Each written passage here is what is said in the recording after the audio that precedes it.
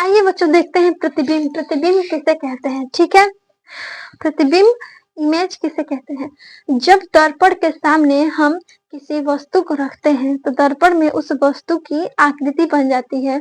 तो जो आकृति बनती है उसे हम प्रतिबिंब कहते हैं। और जो सामने दर्पण के सामने जो वस्तु रखी होती है उसे हम बिंब कहते हैं। दर्पण मतलब शीशा, ठीक है, जिसमें हम रोज अपना फेस देखते हैं, खुद को देखते हैं। ठीक है, आखिर ये प्रतिबिंब बनता कैसे है, चलिए हम इसे देखते हैं। ठीक है, यदि प्रकाश की किरणें किसी वस्तु के बिंदु से चलकर परावर्तन के पश्चात वह जब किसी दूसरे बिंदु से जाकर वो मिलती है या फिर किसी दूसरे बिंदु से वो आती हुई प्रतीत होती है, तो ये जो दूसरा जो बिंदु होता है वो पहले बिंदु का प्रतिबिंब कहलाता है। और जो पहला बिंदु होता है वो उसे हम बिंब कहते हैं।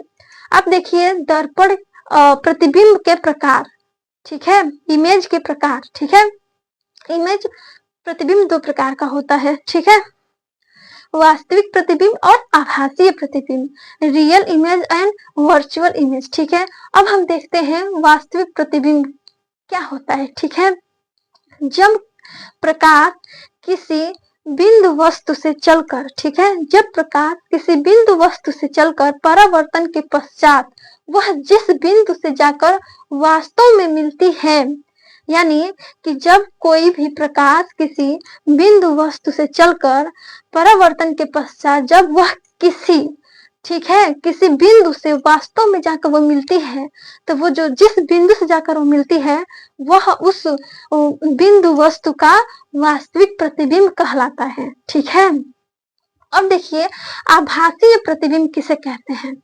आभासीय प्रतिबिंब किसे कहते हैं?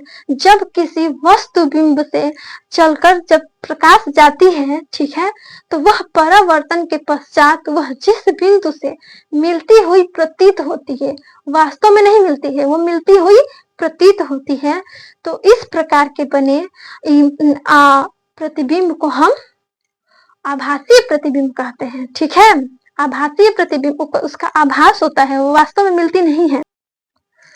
देखिए बच्चों वास्तविक प्रतिबिंब, रियल इमेज, ठीक है, देखिए ये क्या कह रहा है। देखिए यदि किसी बिंदु वस्तु से चलने वाली किरणें, ठीक है, परावर्तन के पश्चात किसी बिंदु पर वास्तव में मिलती है, तो इस बिंदु को बिंदु वस्तु का हम वास्तविक प्रतिबिंब कहते हैं। ठीक है, वास्तविक प्रतिबिंब कहते हैं।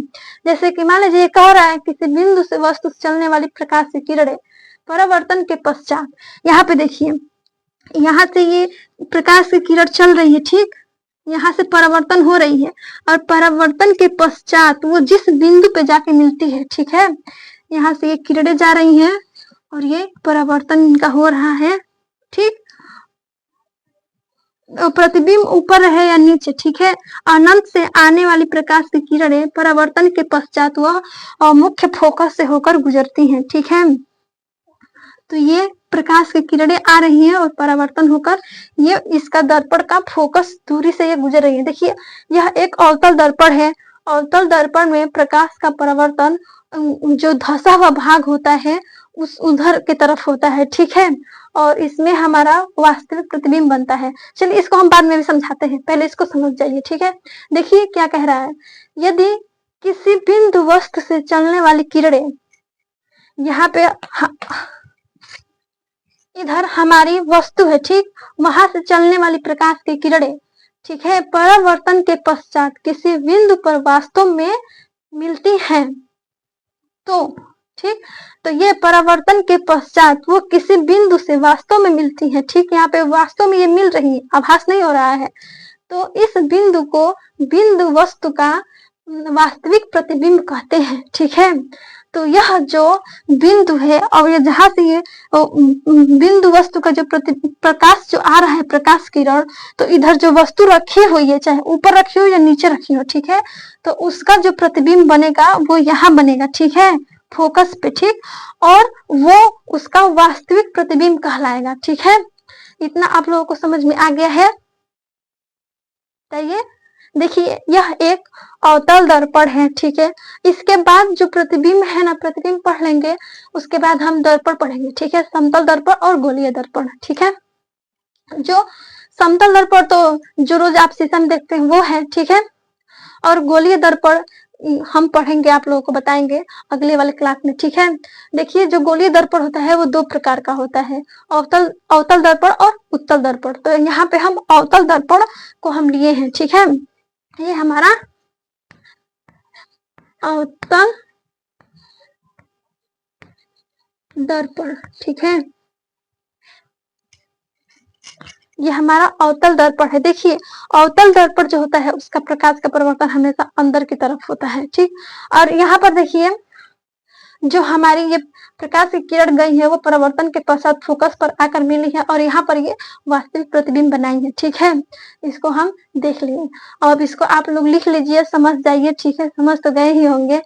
अब हम बात करेंगे दूसरा प्रतिबिंब जो है हमारा आभासीय प्रतिबिंब यानी वर्चुअल इमेज, इसको तब तक आप लोग लिख लीजिए, ठीक है। और इसको ऐसे दर्शा दीजिए, ठीक है, ताकि ये लगे। और देखिए मुख्य अक्ष से जाने वाली किरणें परावर्तन होकर उसी राह पर वापस लौट आती है, ठीक है। ऐसा थोड़ा लिख देंगे ना तो समझ में आएगा कि कौन सी किरण कैसी गई है और कैसी आई है, ठीक है। ऐसे, ठीक है। अब इसको अच्छे से आप लोग लिख लीजिए और बना लीजिए इस चित्र को। इसको समझा, देखिए ये वक्रता केंद्र, ये फोकस है, मुख्य फोकस भी कभी कभी कहते हैं, और ये इसका ध्रुव है, ठीक है। और ये दर्पण है जिसके एक छोरे को हम M1 लिखते हैं और दूसरे छोरे को हम M2 लिखते हैं, ठीक है। अब इसको बना लीजिए और लिख लीजिए। इसके बाद हम देखेंगे आभासीय प्रतिबिंब को, वर्चुअल इमेज को।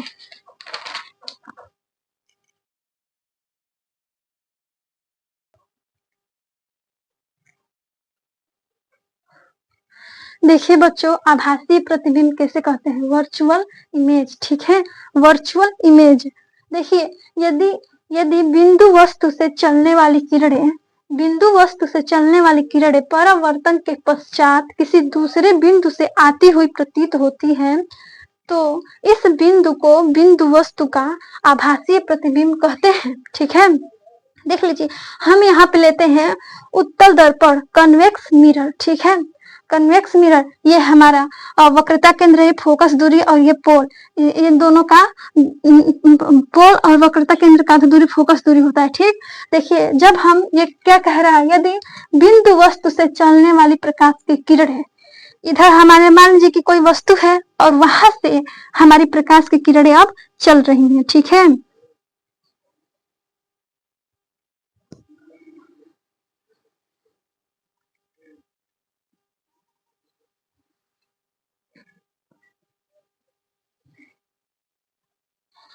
ठीक, इतना ही रहने देते हैं, ठीक। हमारी ये प्रकाश की किरणें ऐसे चल रही हैं। अब देखिए परावर्तन के पश्चात किसी दूसरे बिंदु से आते हुए प्रतीत होती है। अब जब ये प्रकाश चलती हैं तो आप लोगों को हम इससे पहले हम प्रकाश पढ़ाए हैं, ठीक है। प्रकाश का परावर्तन यदि आप लोग उसे पढ़ लेंगे तो आप लोगों को ये अच्छे समझ में आएगा, ठीक है। देखिए प्रकाश जब किसी चिकने सतह से टकराती है तो वापस उसी माध्यम में लौट जाती है, ठीक। तो जब यह प्रकाश इसके चिकने सतह से टकराएगी तो यह वापस ऐसे मुड़ जाएगी, ठीक, ऐसे लौट जाएगी, ठीक, ऐसे। और जब यह देखिए ये सीधी जो प्रकाश जाती है, मतलब वक्रता केंद्र जो ध्रुव होकर जाती है वो वापस उसी माध्यम में लौट जाती है, क्योंकि यदि हम इसे खूब बड़ा करेंगे तो ये जो यहाँ पर जो ये पॉइंट जो आएगा ना वो समतल दर्पण का ये कार्य करने लगेगा, यहाँ पर एकदम सीधा ये हो जाएगा जब हम इसको बहुत बड़ा कर देंगे तो इसलिए ये सीधा इस पर 90 डिग्री का कोण बनाती हुई गिरती है और वापस वो उसी माध्यम में चली जाती है, ठीक।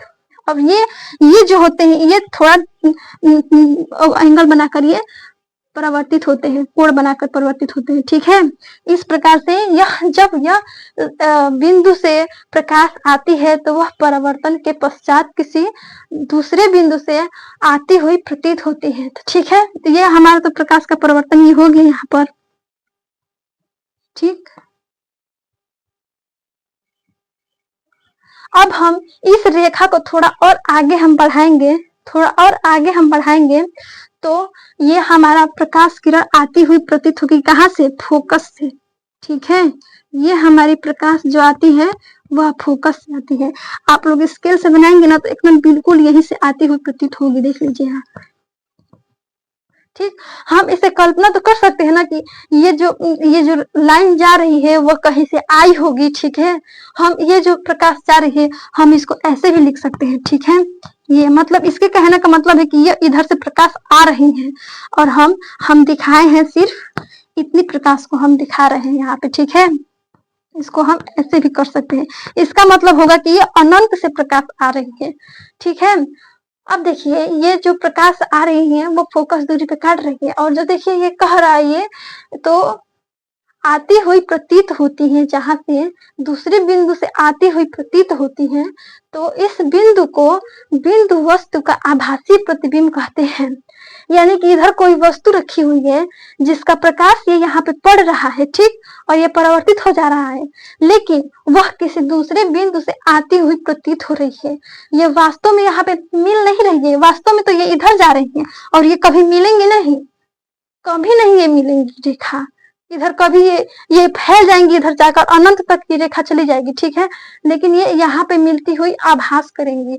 तो जो ये यहाँ पे जो हमारा प्रतिबिंब बनता है फोकस पे, वो हमारा आभासीय प्रतिबिंब बनता है और यह वस्तु से छोटा बनता है। ठीक है, अब देख लीजिए, इसे हम दोबारा बता रहे हैं, एक बार अभी पढ़ाए हैं, उसका वीडियो ऑफ कर दिए थे और भूल गए थे ऑन करना। ठीक है, लिख रहे थे तो तब। अब देखिए इसका हम शुरू से यदि हम इसको पूरा बताएं जितना हम पढ़ाए हैं, प्रकाश का प्रतिबिंब किसे कहते हैं। ठीक है, प्रतिबिंब कितने प्रकार का होता है। अब देखिए जो प्रतिबिंब हमारा होता है, जब हम दर्पण के सामने किसी वस्तु को हम रखते हैं, ठीक है, तो उस दर्पण में उस वस्तु का आकृति बनता है। ठीक, जो उस दर्पण में जो वस्तु की आकृति बनता है उसे हम प्रतिबिंब कहते हैं और दर्पण के सामने जो वस्तु रखी हुई होती है उसे हम बिंब कहते हैं। ठीक है, प्रतिबिंब बनता कैसे है, देखिए जब कोई प्रकाश किरण किसी बिंदु वस्तु से चलकर वह किसी स्थल से टकराती है, टकराने के बाद जब वह जिस दूसरे बिंदु से जाकर वो है तो मिलती है या फिर वह आती हुई प्रतीत होती है। तो ठीक है, जो दूसरा बिंदु जो होता है वह पहले वस्तु बिंदु का वो प्रतिबिंब कहलाता है। ठीक है, प्रतिबिंब वो कहलाएगा और जो पहला बिंदु होता है वह उसका बिंब कहलाता है। ठीक है, अब देखते हैं प्रतिबिंब के प्रकार। प्रतिबिंब जो होता है वो दो प्रकार का होता है। ठीक है, दो प्रकार का, एक आभासी प्रतिबिंब होता है, एक वास्तविक प्रतिबिंब होता है। वास्तविक प्रतिबिंब रियल इमेज, आभासी प्रतिबिंब यानी कि वर्चुअल इमेज। देखिए हम यदि वास्तविक प्रतिबिंब की बात करें तो जब कोई प्रकाश किरण, ठीक है, जब कोई प्रकाश किरण परावर्तन के पश्चात वह किसी दूसरे बिंदु से मतलब जाकर वह वास्तव में मिलती है, प्रतीत नहीं होगा, वो वास्तव में मिलती है, तब वह जो दूसरा पॉइंट जो होता है वह बिंदु वस्तु का वो आभासीय प्रतिबिंब कहलाता है, जहां पर वो वास्तव में मिलती है। ठीक है, और देखिए जो वास्तविक जो प्रतिबिंब होता है उसे हम पर्दे पे ला सकते हैं। ठीक है, और देखिए इसे लिखाए नहीं है, लिख लीजिएगा, लेकिन जो वास्तविक जो प्रतिबिंब होता है उसे हम पर्दे पे ला सकते हैं। अब हम बात करते हैं आभासी प्रतिबिंब की। ठीक है, वर्चुअल इमेज। देखिए जब कोई प्रकाश किरण जब कोई प्रकाश किरण चलती है प्रकाश बिंदु से, ठीक है, तो वो परावर्तन के पश्चात, ठीक, वो किसी दूसरे बिंदु से आती हुई प्रतीत होती है, वास्तव में वो आती नहीं है। ठीक है, वो आती हुई प्रतीत होती है। ठीक है, तो इस प्रकार के बने आकृति को हम वहां का उसका जो वस्तु बिंदु होता है उसका हम आभासी प्रतिबिंब कहते हैं, उस दूसरे पॉइंट को जहां से वो प्रकाश आती है। ठीक है, और जो ये वास्तविक जो आभासी जो प्रतिबिंब होता है, ठीक है, उसे हम पर्दे पर नहीं ला सकते हैं। ठीक है, इसका हम फोटो ले सकते हैं। ठीक, तो आशा करती हूँ कि आप लोगों को ये समझ में आया हो और इसे अच्छे से आप लोग देख पढ़ लीजिएगा, जहाँ समझ में ना आए उसे हमसे पूछ लीजिएगा, हम बता देंगे। और कल जो हमारा कल का जो टॉपिक है वो है दर्पण, उसे आप लोग अच्छे से पढ़ लीजिएगा। ठीक है, इतना तक पढ़े उसके लिए धन्यवाद और पढ़ते रहिए और आगे बढ़ते रहिए। जय हिंद। इसको लिख लीजिए, ठीक है? और ये फिगर अच्छे से बना लीजिएगा।